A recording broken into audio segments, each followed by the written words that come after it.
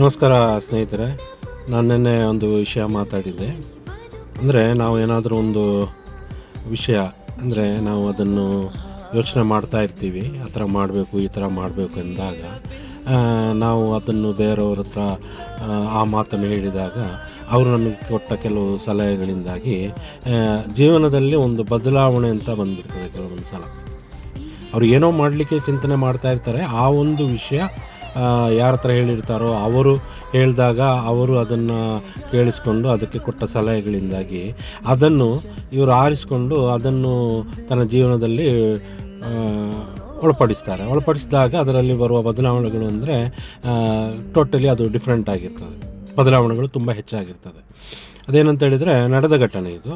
ನಮ್ಮ ಸ್ನೇಹಿತರೊಬ್ಬರು ಏನು ಹೇಳ್ತಾರೆ ನನ್ನ ಹತ್ರ, ರೆಗ್ಯುಲರ್ ನಾವು ಟೀಗೆ ಕೂತಿರ್ತೀವಿ, ಅವ್ರು ಮಾತಾಡ್ತಾ ಇರ್ತಾರೆ, ವರ್ಷಗಳಿಂದ ಮಾತಾಡ್ತಾರೆ.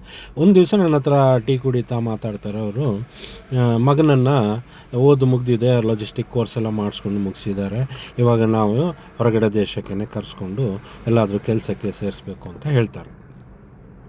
ಆವಾಗ ನಾನು ಎಲ್ಲ ವಿಷಯಗಳನ್ನು ಕೇಳಿಸ್ಕೊಂಡು ನಾನು ಅವರಿಗೊಂದು ಸಲಹೆ ಕೊಡ್ತೀನಿ. ಏನಂತ ಹೇಳಿದರೆ, ನಿಮ್ಮ ಮಗನನ್ನು ಈ ಕಡೆ ಕರ್ಸ್ಕೊಬೇಡಿ, ನಿಮ್ಮ ಮಗನಿಗೆ ಈಗ ಓದು ಮುಗಿಸಿದಷ್ಟೇ, ಆವಾಗ ನೀವೇನು ಕೆಲಸ ಮಾಡಿ, ಅವನಿಗೆ ಒಂದು ಸ್ವಲ್ಪ ದುಡ್ಡು ಕೊಡಿ, ಅವನಿಗೆ ಒಂದು 50,000 ರೂಪಾಯಿ ಕೊಡಿ ಅವನಿಗೆ. ಈ 50,000 ರೂಪಾಯಿನ ಏನು ಮಾಡಬೇಕು, ಅವನು ಒಂದು 15% 50,000 ರೂಪಾಯಿಲಿ ದುಡ್ದು ಕೊಡಲಿಕ್ಕೆ ಹೇಳಿ. ಏನು ಮಾಡ್ತಾನೋ ಏನೋ ವ್ಯಾಪಾರ ಮಾಡಬೇಕು, ನ್ಯಾಯಯುತವಾಗಿ ವ್ಯಾಪಾರ ಮಾಡಿ ಈ 50,000 ಕೊಟ್ಟದ್ದು ಹಣದಲ್ಲಿ ವ್ಯಾಪಾರ ಮಾಡಿ 15%, 10 ಆದ್ರೂ ತೊಂದರೆ ಇಲ್ಲ, 10ರಿಂದ 15% ಒಳಗಡೆ ವ್ಯಾಪಾರ ಮಾಡಿ ತೆಗೀಲಿಕ್ಕೆ ಹೇಳಿ ಅವನ ಹತ್ರ.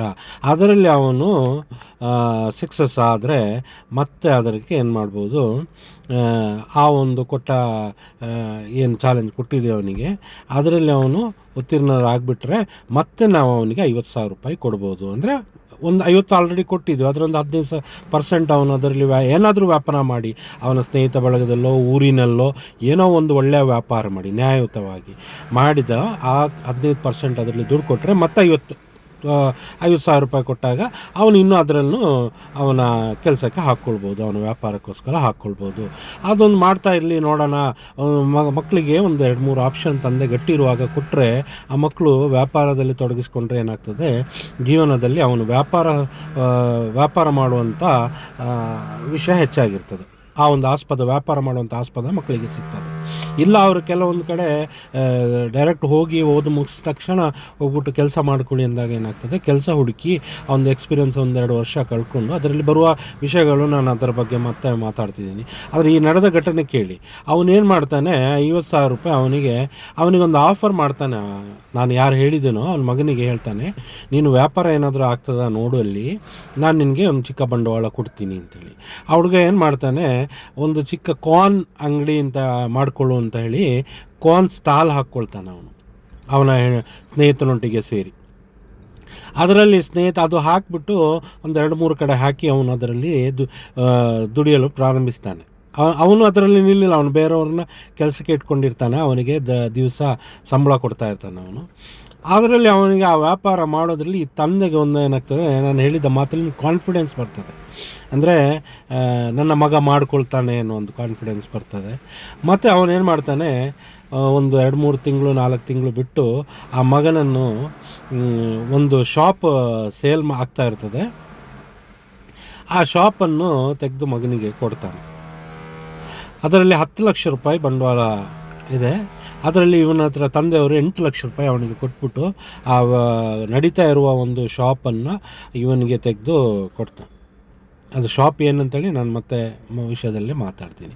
ಆ ಶಾಪ್ ತೆಗೆದ ತಕ್ಷಣ ಇವಾಗ 1 ವರ್ಷ ಆಗ್ತಾ ಬಂದಿದೆ. ಅವನು ಆ ಶಾಪಿನಲ್ಲಿ ಕೆಲಸ ಮಾಡಿ ಆ 1 ವರ್ಷದಲ್ಲಿ ಅವನು ಆ ಬಿಸ್ನೆಸ್ಸನ್ನು ಏನು ಮಾಡ್ತಾನೆ, ಒಳ್ಳೆಯ ಒಂದು ಮಟ್ಟಕ್ಕೆ ತಗೊಂಡು ಬರ್ತಾ ಇದ್ದಾನೆ. ಸೊ ತಂದೆ ತುಂಬ ಹ್ಯಾಪಿಯಾಗಿ ನನ್ನ ಹತ್ರ ಹೇಳ್ತಾರೆ, ನೀವು ಅವತ್ತು ಕೊಟ್ಟ ಒಂದು ಸಲಹೆಗಳಿಂದಾಗಿ ನಾನು ಯೋಚನೆ ಮಾಡುವಂಥ ಯೋಚನೆಗಳು ಬದಲಾವಣೆ ಆಗಿದೆ. ನನ್ನ ಮಗನನ್ನು ಈ ಕಡೆ ಕರ್ಕೊಂಡಿಲ್ಲ, ನಾನು ಭಾರತ ದೇಶದಲ್ಲೇ ಇಟ್ಬಿಟ್ಟು ಅವನಿಗೆ ವ್ಯಾಪಾರ ಮಾಡಿ ಆ ವ್ಯಾಪಾರದಲ್ಲಿ ಮುಂದುವರಿತಿದ್ದಾನೆ. ತುಂಬ ಧನ್ಯವಾದಗಳು. ನೀವು ಹೇಳಿದ್ದ ಆ ಒಂದು ವಿಷಯ ನನ್ನ ತಲೆಯಲ್ಲಿ, ನಾನು ಹೇಳಿದ ವಿಷಯ ಅಂತೇಳಿದರೆ, ಮಕ್ಕಳನ್ನು ನಾವು ಓಕೆ ಕೆಲಸ ಮುಗಿದ ತಕ್ಷಣ ಕೆಲಸ ಮಾಡಬೇಕು, ಆದರೆ ನಾವು ಏನು ಮಾಡಬೇಕು, ಮಕ್ಕಳಿಗೆ ನಮ್ಮ ಹತ್ರ ಇದ್ದರೆ, ಅಂದರೆ ತಂದೆ ಗಟ್ಟಿಯಾಗಿದ್ದರೆ, ಸಾಧಾರಣ ಮಟ್ಟಿಗಿದ್ದರೆ, ಮಕ್ಕಳಿಗೆ 10,000 ರೂಪಾಯಿ ಕೊಡಿ, ಏನೋ ಒಂದು ದುಡಿಮೆ ಮಾಡು ಅಂತ ಹೇಳಿ 10,000 ರೂಪಾಯಿ ಕೊಟ್ಬಿಟ್ಟು ಇದರಲ್ಲಿ ಏನೋ ಒಂದು ಮಾಡಿ ನೀನು ನ್ಯಾಯಯುತವಾಗಿ 10,000ವನ್ನು 11,500 ಮಾಡ್ಕೊಂಡು ಬರಬೇಕು. 15% ಅಂದರೆ ಅದಾಯ್ತಲ್ಲ. ಈಗ 1,00,000ಕ್ಕೆ ನಾನು 15% ಹೇಳಿದರೆ ಅವನು 1 ಲಕ್ಷದ 15,000 ಮಾಡಬೇಕು, ಕೊಟ್ಟ 1,00,000.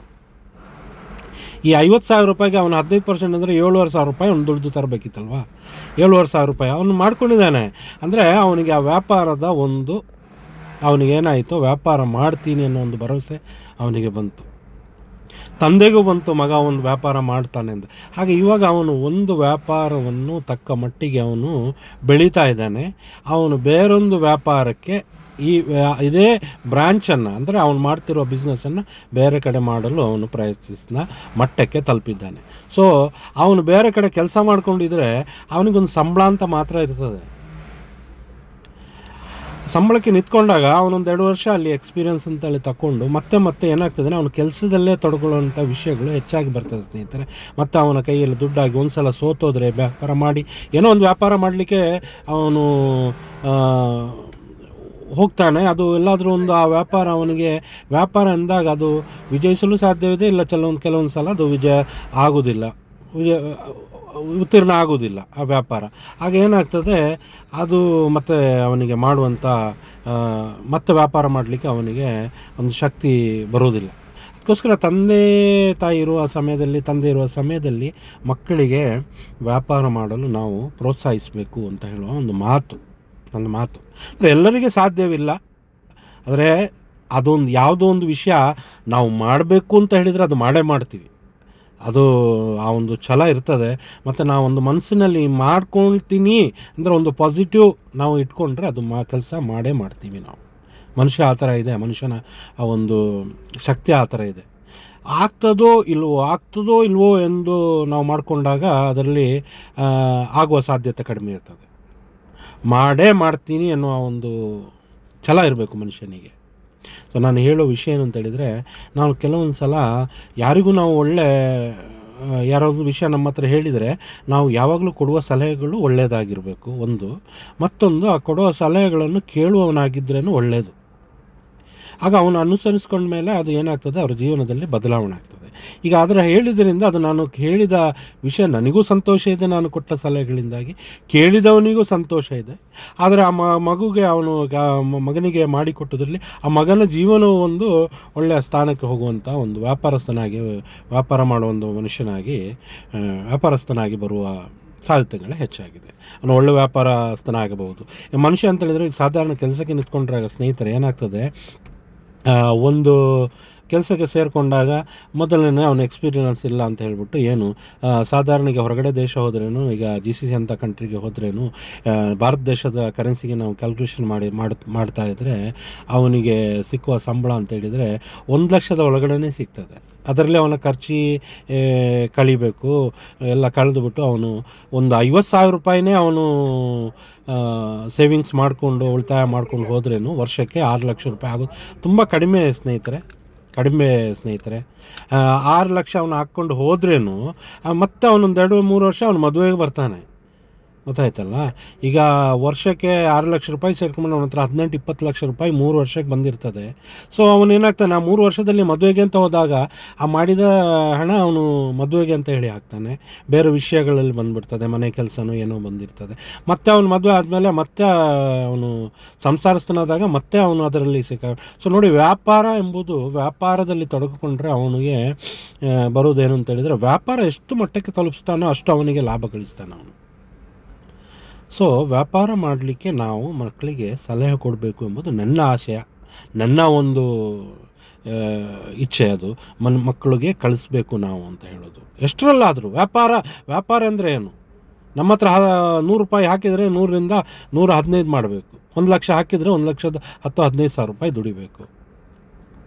ಅದಾಯ್ತಲ್ಲ. 10 ಲಕ್ಷ ಹಾಕಿದರೆ ಅದ್ರ 1.5 ಲಕ್ಷ 2 ಲಕ್ಷ ರೂಪಾಯಿ ದುಡಿಬೇಕು. ಕಮ್ಮಿ ಮಟ್ಟ ನಾನು ಹೇಳೋದು, ಕಮ್ಮಿ ಅಂದರೆ ಅಷ್ಟು ದುಡಿಬೇಕು. ಅದು ನಾವು ಮಕ್ಕಳಿಗೆ ಮೊದಲೇ ಕಲಿಸ್ಕೊಂಡ್ಬಿಟ್ಟಿದ್ರೆ ಆ ಮಕ್ಕಳು ವ್ಯಾಪಾರ ಮಾಡೋದರಲ್ಲಿ ಸಂಶಯವಿಲ್ಲ ಅಂತ ಹೇಳ್ತಿದ್ದೀನಿ ನಾನು. ಯಾಕೆಂದರೆ ಹೊರಗಡೆ ದೇಶ